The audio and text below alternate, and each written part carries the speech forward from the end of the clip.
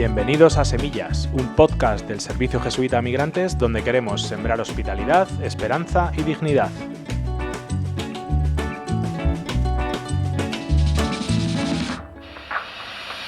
En SJM acompañamos, servimos y defendemos a las personas migrantes y refugiadas para que puedan alcanzar una vida digna y plena inclusión en la sociedad.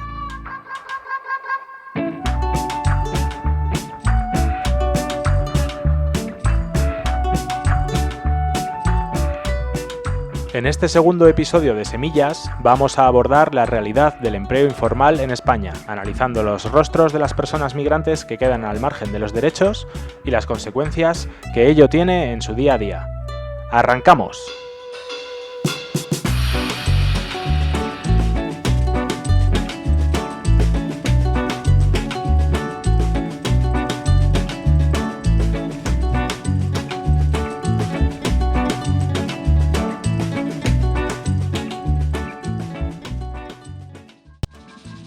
Para mí el SJM es una vida distinta a las migraciones, es trabajo en equipo y es comunidad.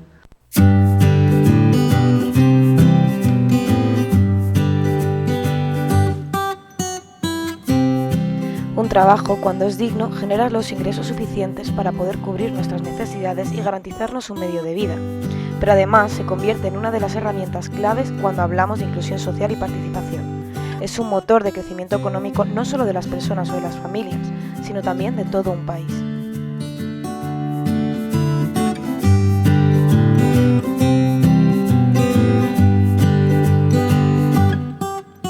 Al hablar de informalidad en el empleo nos referimos al trabajo remunerado que no está registrado, regulado o protegido por nuestro ordenamiento jurídico.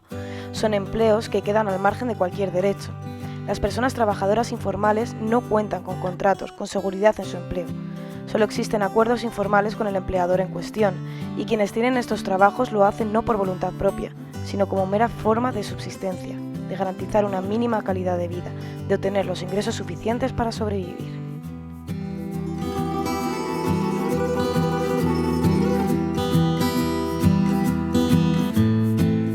Aunque la informalidad no solo afecta a las personas migrantes, ya que es propia de nuestro mercado laboral, los factores de vulnerabilidad que tienen sobre todo las personas en situación administrativa irregular empujan al empleo informal.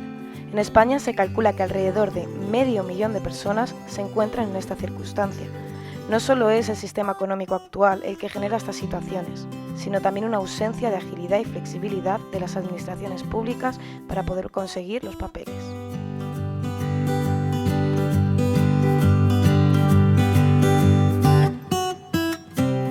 SJM hemos publicado el pasado 4 de mayo la 8ª entrega de nuestros informes breves Lumen. Esta vez lleva por título Trabajando en los márgenes y analiza la informalidad laboral que sufren las personas extranjeras en nuestro país.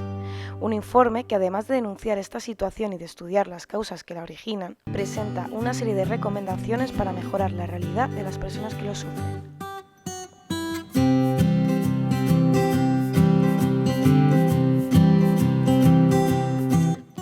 Para ello, hoy entrevistamos en el podcast a alguna de las autoras de este informe para ver en profundidad qué situaciones se viven cuando existe informalidad en el trabajo.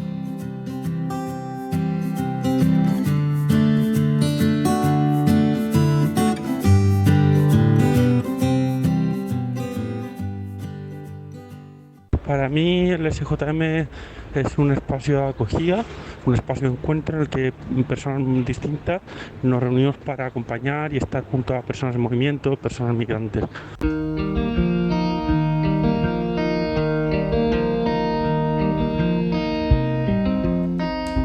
Para profundizar en la realidad de las personas migrantes y el acceso a un empleo digno y a formación de calidad como elementos de integración social, hoy contamos con la presencia de las compañeras que trabajan en este área en Pueblos Unidos, Fundación San Juan del Castillo. Damos la bienvenida a María del Carpio, buenos días. Buenos días, Pilar, Dani. Amparo Sisternes. Hola, ¿qué tal? Buenos días. Y a Candela Cortina. Muy buenas. María, Amparo y Candela son, junto a otras compañeras, parte del equipo de formación y empleo de la red SJM en Madrid. Contadnos, ¿cuál es el trabajo que se hace en la Fundación San Juan del Castillo en este ámbito? En nuestra fundación Pilar apostamos sobre todo por la formación prelaboral, especialmente realizamos cursos para trabajar en el sector del empleo del hogar y los cuidados, ¿no? Estos cursos son muy adaptados a la realidad y están especialmente dirigidos a aquellas personas recién llegadas a España o que llevan muy poquito tiempo en nuestro país y que al encontrarse en situación administrativa irregular, sin permiso de trabajo, pues encuentran en este sector justo su primera oportunidad laboral. En nuestros cursos, además de aprender sobre cocina española, sobre limpieza del hogar o sobre el cuidado de personas mayores, pues también pueden ir encontrando y creando una primera red de contactos que sin duda es tan importante para pues cuando llevas poquito tiempo en España, ayudarte a encontrar una vivienda, ayudarte a encontrar un empleo, etc. También ofrecemos información y orientación sociolaboral, ayudando a situarse a las personas que llegan a nuestro país en el mercado laboral, ¿no? Que tan difícil es como sabemos. Trabajamos herramientas para la búsqueda de empleo, como por ejemplo pues, cómo hacer un currículum, cómo buscar empleo por internet o por ejemplo cómo afrontar una entrevista de trabajo. Además, informamos sobre sus derechos y deberes como trabajadoras para que sean conocedoras y puedan actuar en caso de que pues se encuentren ante algún tipo de abuso, ¿no? Por el lado, por último, de las personas y empresas que pueden ofrecer oportunidades laborales y que se acercan a nuestros centros, realizamos una labor constante de sensibilización y pues tratamos de acercar a esas personas la realidad de las personas que acompañamos, ¿no? y poniendo en valor sus fortalezas, sobre todo. Además, velamos porque se cumplan los derechos que tendrían que disfrutar legalmente en el caso de que pudieran trabajar de manera formal, defendiendo salarios y condiciones dignas. ¿Y cuáles son las causas que originan esta informalidad en el mercado laboral y esta precariedad tan alta? Pues como comentabas antes, Pilar, quienes tienen trabajos informales no lo hacen por voluntad propia, desde luego, ¿no? Sino como una forma de subsistir. Cierta tasa de informalidad es propia de nuestro mercado laboral, especialmente en algunos sectores y en algunos grupos poblacionales, ¿no? La informalidad en el empleo no solo, desde luego, afecta a personas migrantes en situación administrativa irregular, aquellas que carecen de permiso de residencia y trabajo, pero el hecho de no tener ese permiso de trabajo hace que sea, sin duda, su única salida laboral. En la mayoría de los casos que acompañamos, para que la persona pueda trabajar de manera legal, tiene que haber como mínimo residido en España durante 3 años y conseguir un contrato laboral de duración mínima 1 año, a jornada completa, ¿no? Y además esperar a que la Administración responda a esa solicitud. Es pues una misión prácticamente imposible, como te puedes imaginar, para una primera oportunidad en nuestro mercado laboral y más, sin duda, para una persona de origen migrante, ¿no? Dicho esto, podríamos pensar que una vez obtenido el permiso de trabajo, pues se acaba la informalidad, ¿no? Pero la realidad es bien distinta y eso no es cierto. Es posible volver a la situación de partida cuando tienen que renovar la autorización de residencia y trabajo, pues pueden perderla, ¿no? Al no cumplir los requisitos y caen de nuevo en la irregularidad, teniendo que volver al empleo informal. También les pasa a aquellas personas a las que se les deniega de manera firme su solicitud de asilo. Y por último, aun teniendo permiso de trabajo, algunas personas tienen que continuar trabajando de manera informal todo o en parte, ¿no? Puesto que el empleador no quiere a veces o no puede realizar un contrato de trabajo, o a veces es incluso la persona a la que, pues entre comillas, no le compensa, pues pierde otras posibles ayudas que son a veces imprescindibles para obtener unos ingresos mínimos para mantenerse, ¿no? Dada la precarización de los empleos a los que habitualmente acceden y la precarización del mercado laboral en el que todos nos movemos. En este último informe, Lumen 8, en el que habéis participado como autoras, se hace especial hincapié en el sector de empleo de hogar y cuidados como uno de los ámbitos más precarios y vulnerables, en los que la informalidad es especialmente palpable. ¿Por qué las personas empleadas en este sector sufren especialmente los efectos de la informalidad? Pues mira, ya de por sí, en este sector nos encontramos que coloca, de hecho, a los trabajadores al margen de los derechos que cualquier otra persona tenemos, ¿no? o pueden tener. Las excluye en un llamado sistema especial para empleo del hogar. Si esto ocurre en el ámbito formal, quedando ya al margen, pues que no ocurrirá al margen de los márgenes, es decir, en la informalidad, ¿no?, que estamos hablando. Pues nos encontramos que al darse en la privacidad de los hogares, estas personas se ven expuestas a situaciones de vulneración de derechos que nadie ve y a las que y ellas mismas incluso las llegan a normalizar, ¿no? O sea, suelen ser mujeres migrantes realizando trabajos que históricamente se han enmarcado en una relación asimétrica, ¿no?, de servidumbre, la tradicional servidumbre.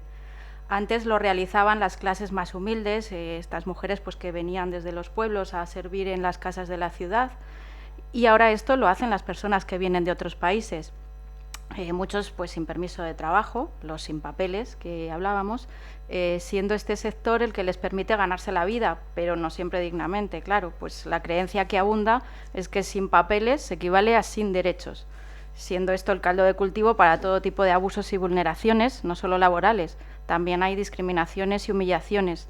Se aceptan o aguantan situaciones tanto por desconocimiento como por necesidad. Como les escuchamos decir más de una vez, ellas mismas dicen, si no acepto este trabajo, aunque sea una miseria, pues vendrá otra persona y lo aceptará. La perspectiva que hay es que este sector gane más peso como fuente de empleo para estas trabajadoras, dado el envejecimiento de la población al que nos enfrentamos, ¿no?, como sociedad, por lo que sería necesario trabajar para dignificarlo, ¿no? Este sector es el que sostiene la vida en nuestra sociedad y que no recaiga todo el peso sobre ellas y sobre las familias empleadoras únicamente. Se están dando pasos hacia ello, pero aún hace falta mucha sensibilización, información y, por supuesto, voluntad política. Hitos históricos de este año, pues mira, han sido la ratificación del convenio 189 de la OIT por parte del Gobierno de España, abriendo una puerta a conseguir derechos que el resto de trabajadores tenemos asegurados, como por ejemplo el derecho al desempleo.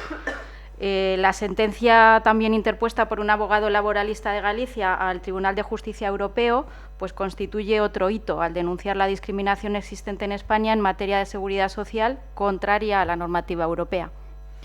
¿Y qué consecuencias sufren las personas migrantes que trabajan en empleo informal en su vida diaria? Bueno, está visto que la informalidad hace al final de semillero de más y mayores vulneraciones y en general mayor precariedad laboral. Quizás esa sería la gran consecuencia, ¿no?, el gran titular, esa vulneración. ¿En qué se traduce esto o en qué casos concretos o ejemplos podemos ver esto, ¿no? Una muy evidente es la falta de estabilidad que dificulta planificar tu vida. Esto hace que muchas personas que trabajan en la informalidad vivan al día y en la inmediatez, e incluso, por ejemplo, como está recogido en el informe, el aislamiento que en muchos casos viven las personas, ¿no?, especialmente mujeres que trabajan en servicios internos de hogar. Muchas veces también se genera un sentimiento de indefensión, por miedo a reclamar un derecho que creen que no tienen, o miedo a quedar mal o perder el trabajo. Al final la necesidad te empequeñece como trabajadora, es como que desdibuja líneas rojas que en otras circunstancias sería mucho más fácil marcar, ¿no? También la falta, por ejemplo, de prevención de riesgos laborales. Al final ves más expuesta a tu salud, haciendo cosas que sabes que suponen un riesgo para ti, sin identificar muy bien si es porque aquí se hace así, si es que no tengo derecho a quejarme, o una vez más por la propia necesidad que hace que ni lo puedas cuestionar. Pero creo que la informalidad muchas veces también puede dificultar la apropiación y la pertenencia en la propia sociedad de acogida. Por ejemplo, el aislamiento, la aportación que haces a la sociedad con los impuestos, la constante y plena atención en cómo conseguir otro trabajo más para completar un sueldo y otras muchas más que pueda haber.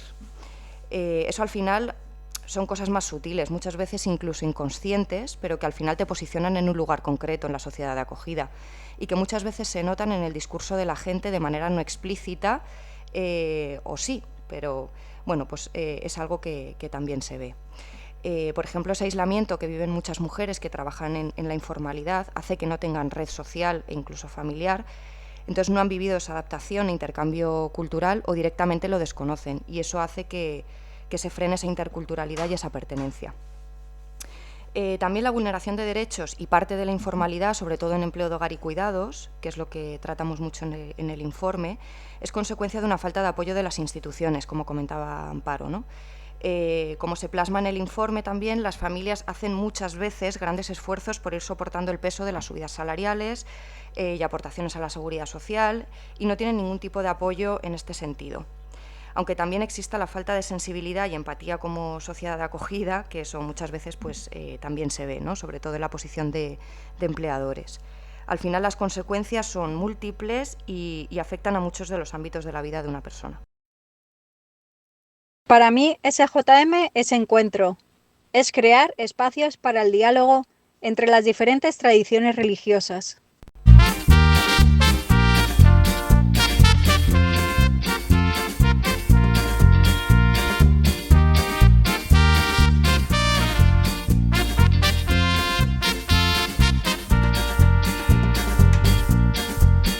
Si Adelita tuviera un contrato, sus papeles podría arreglar.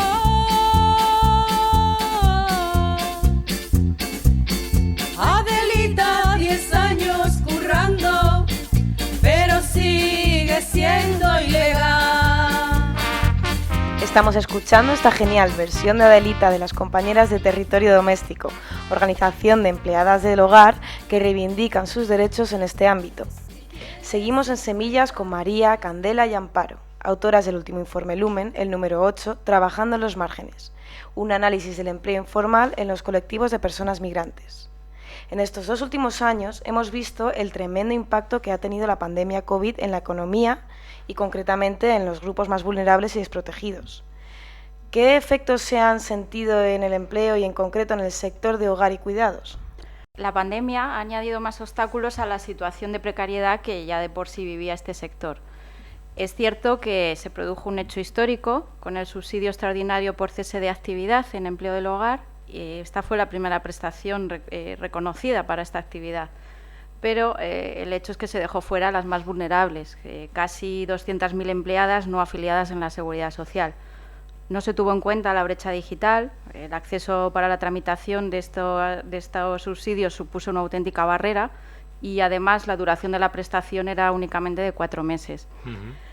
Recientemente se ha publicado un informe en el que hemos colaborado sobre el impacto de la pandemia en estas trabajadoras, derivado de una encuesta que se lanzó desde la Plataforma de Empleo de Hogar y Cuidados con Plenos Derechos de Madrid, y destacamos algunas de las consecuencias que pudimos encontrar, ¿no?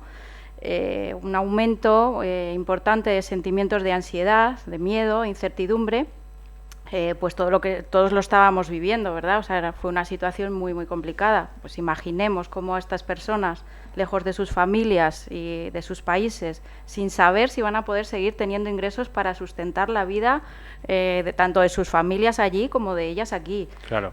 Además, el riesgo de contagio que estaba siempre presente. Y si salían a trabajar, las que estaban en situación irregular no podían acreditar su situación laboral durante las restricciones de movilidad. También fueron despedidas sin ningún tipo de indemnización. De la noche a la mañana quedaron en una situación de vulneración extrema y sin ningún ingreso. En muchos casos aceptaron condiciones laborales abusivas, como internas que se quedaron confinadas en las casas de las personas que cuidaban y, por supuesto, sin recibir ningún tipo de compensación.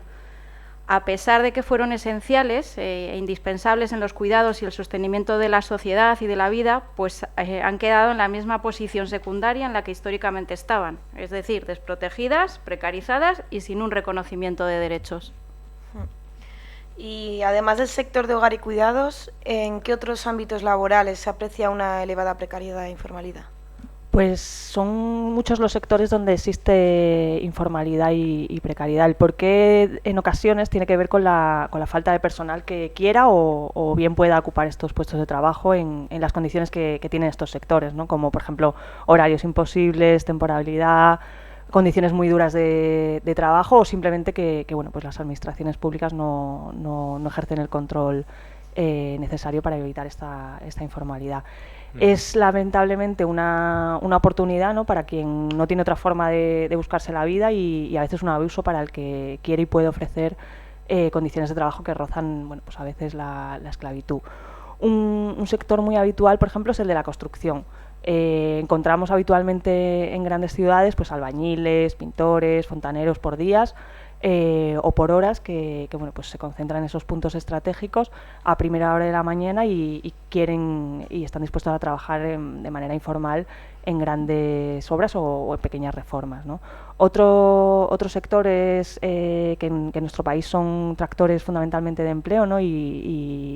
y que bueno, pues son un motor de nuestra economía, son, por ejemplo, la hostelería y el turismo, ¿no? Donde muchas personas trabajan todo o en parte de la informalidad, no solo personas de origen migrante, sino también personas españolas, y especialmente en aquellos puestos que requieren una menor cualificación, ¿no? y que son además menos visibles, como pueden ser pues fregaplatos, auxiliares de cocina o personal de limpieza de habitaciones en hoteles, ¿no?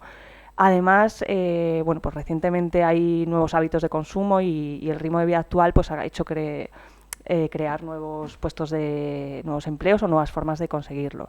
La llamada economía de plataforma, que ha venido sin duda a precarizar o uberizar, ¿no? que se dice algunos de estos sectores. Es conocido el caso de los llamados riders que reparten comida a domicilio y que durante años ha supuesto una primera oportunidad laboral para personas sin permiso de trabajo que bueno, pues estaban trabajando informalmente, alquilando cuentas legales a otras personas a cambio de una cantidad económica, ¿no? La muerte de un joven rider de origen migrante sin permiso de trabajo pues está puesta esta cruda realidad. En este contexto tan vulnerable, desde nuestras organizaciones se hace una fuerte apuesta en la formación, no solo laboral, sino desde otras ópticas. ¿Por qué es tan importante la formación para luchar contra la informalidad y para lograr una inclusión y qué barreras existen para acceder a ella? Quizás la clave sería entender la formación como motor y herramienta de inclusión sociolaboral. Por la parte más técnica de lo que supone una formación, académicamente hablando, amplía conocimientos en una profesión o en un oficio, si las personas llegan a España con otra formación o que no se hayan formado en sus países de origen. Pero además la formación también ayuda a hacer una adaptación cultural. Por ejemplo, fregar un suelo en España no es lo mismo que fregar uno en Cuba, la técnica es diferente, ¿no? En Cuba pues muchas veces tiran el propio cubo de agua al suelo, aquí eso es impensable y más en un piso. Entonces, una formación al final puede ayudarnos a adaptarnos mejor a la manera en la que se hacen las cosas en un lugar. También hemos visto casos, por ejemplo, como una mujer colombiana contable no era contratada aquí porque los términos que se utilizaban en Colombia son diferentes a los que se usan aquí. En este caso, el lenguaje, o más bien el manejo de los términos propios, ¿no?, de esta profesión, fueron una gran barrera para esta mujer, y no tanto los conocimientos. En este caso, esta mujer hizo una formación básica en contabilidad y administración, y eso le sirvió para romper esa barrera y encontrar trabajo de lo suyo. Esas serían algunas, ¿no?, de las razones que dan importancia a la formación, pero cuando hablamos de formación en la inclusión sociolaboral hay que entender que efectivamente existe ese componente social. Al final las formaciones son también espacios de desarrollo personal. Vemos muchas personas que tras una formación viven un proceso de empoderamiento profesional, se sienten con más potestad para enfrentarse al mundo laboral. Al final es un espacio donde trabajar tus habilidades personales, desarrollar tu talento. Y también, como han comentado las compañeras, son espacios para crear red con otras personas, sobre todo al principio, que podrán ayudarte tanto en la búsqueda de empleo como a la hora de crear vínculo con otras personas, ¿no? Lo que sucede es que el acceso a personas en situación administrativa irregular, en la formación reglada al menos, es nulo. Al final somos unas pocas entidades sociales y fundaciones las que dedicamos parte de nuestros esfuerzos a desarrollar este tipo de formaciones sin ese requisito. Entendemos que durante ese proceso de regularización, si la persona tiene cubiertos sus medios de vida, puede aprovechar también para ir formándose y preparándose para la búsqueda de empleo, sea en el mercado ordinario o en empleos informales en ese momento, ¿no? Quizás una apuesta desde las administraciones en esta parte sería muy pertinente, porque de verdad creemos que mejoraría la inclusión de las personas migrantes y sería más fácil que se abarcara un abanico más grande de oficios y sectores.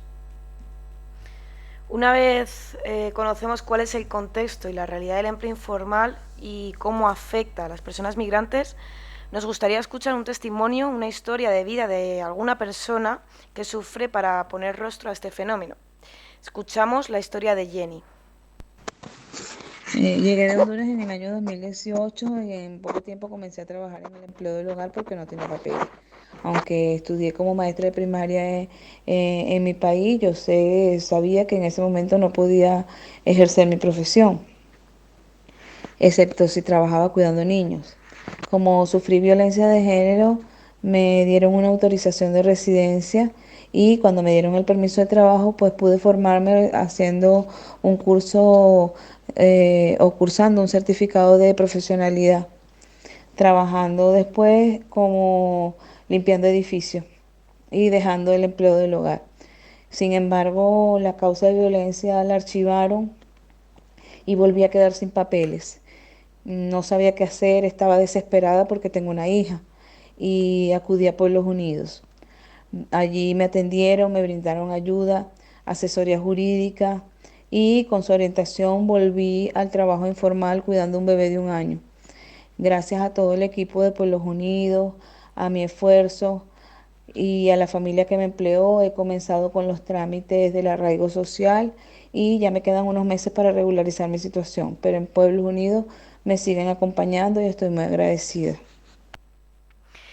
¿Qué medidas habría que tomar para mejorar esta situación? ¿Qué recomendaciones lanzamos para acabar con la vulnerabilidad en los empleos? En el informe enumeramos alguna serie de recomendaciones, algunas de ellas son, por ejemplo, procurar el acceso y mantenimiento en el tiempo de la regularidad administrativa, ajustando los requisitos de la ley de extranjería a las condiciones del mercado laboral y, en paralelo, que los procedimientos no dejen estancada durante meses la posibilidad de trabajar formalmente. Otra sería, pues para el sector de empleo de hogar y cuidados, pedimos un reconocimiento de su labor facilitando el acceso a la autorización de residencia y trabajo, políticas públicas garantistas y que promuevan contrataciones formales en cuidados, así como también fomentar la participación y agrupación de estas trabajadoras en torno a asociaciones y sindicatos en defensa de los derechos y dignificación del sector.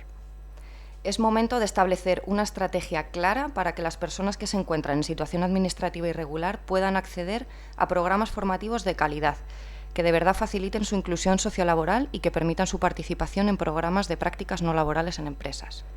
Recomendamos flexibilizar y agilizar los procesos de homologación de estudios para dar continuidad a la carrera profesional ya iniciada en los países de origen y también permitir el acceso a puestos demandados en el mercado laboral.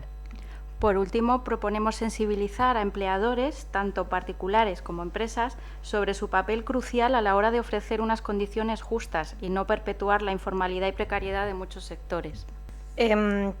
¿Cómo puede colaborar la gente que nos está escuchando a intentar transformar esta realidad social? ¿Cómo se puede implicar la gente?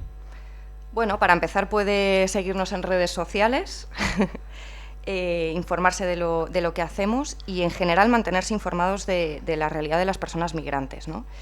Por otro lado, creo que es fundamental participar activamente también haciendo voluntariado de algún tipo, así que invitamos a quien quiera serlo de nuestra fundación, por ejemplo. Y por último, un poco en la línea de lo que comentaba Amparo, la última de las recomendaciones que ponemos en el informe es si miramos a nuestro alrededor, al final seguro que conocemos a alguien en alguna de estas situaciones que hemos descrito, ¿no? Empleadores o algún familiar que tienes. Entonces quizás analizar un poco hacia adentro, hacer autocrítica como sociedad de acogida y veamos qué podemos hacer para que dejen de estar en los márgenes o al menos que dejen de sentirse en los márgenes también. Bueno, pues muchas gracias a las tres por acompañarnos en este segundo episodio de Semillas. Mucha fuerza para seguir acompañando estas realidades y lograr una transformación social. Muchas gracias, Pilar, todo un placer. Gracias a vosotros. Un placer.